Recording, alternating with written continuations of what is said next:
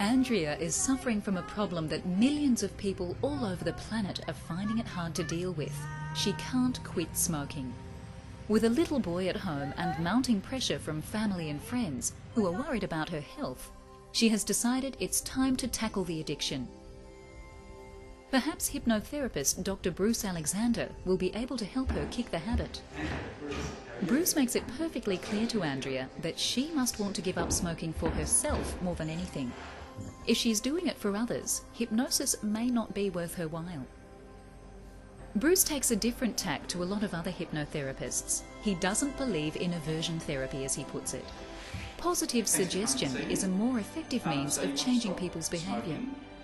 Smoking, according to Bruce, is an effective form of stress management to Andrea, and if he took it away from her without giving her some other form of stress management technique to replace it with, she may not be able to handle her everyday work and home life pressures as effectively as she does now. Smoking affords Andrea a few moments peace outdoors and focused deep breathing, all of which would be beneficial minus the 5,000 unwanted chemicals inhaled on every breath.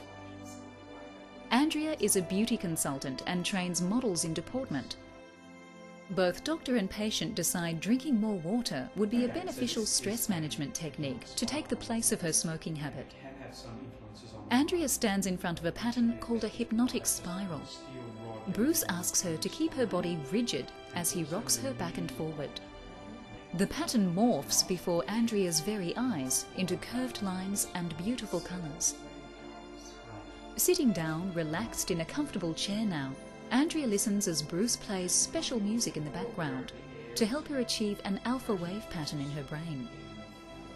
Andrea is entering an altered state of consciousness, a more deeply relaxed state wherein she'll be able to focus more completely on the issues at hand. Many people find the prospect of hypnosis a little scary. The thought of relinquishing your will to another person determines a huge amount of trust. But people enter altered states of consciousness every day. When you daydream at your work desk, when you sit down to meditate, even when you drive home from work but can't remember the actual journey, this is a form of self-hypnosis. People pay millions of dollars to Hollywood to be hypnotized at the cinema every weekend. Ever lost your sense of self and actually felt like part of the movie? These are all forms of self-hypnosis. Notice you can regain control and snap out of your altered state in any one of these situations. The same is true for clinical hypnotherapy. You remain in control. Bruce leads Andrea through a guided relaxation. In order to enhance her new mind state, he uses dissociative language. As he asks her to relax each part of her body, he uses the impersonal label "thee" instead of "your." He suggests to Andrea to feel a numbing anesthetic sensation spreading from the knee up through the body. Andrea notices those legs getting heavy.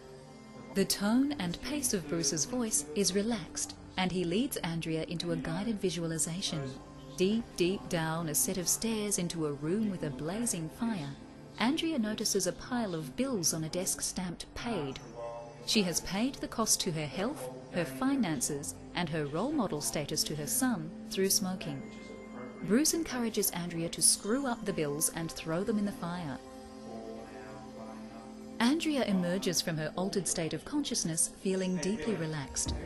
Very relaxed, that's good. She is to continue her work at home by listening to the relaxing music and a guided meditation on CD, and she is to make sure she rids her house of all smoking-associated paraphernalia. Bruce will see her in a week's time to repeat the procedure and see how she's faring. But one thing is for sure, it's out with the old and in with the new for Andrea.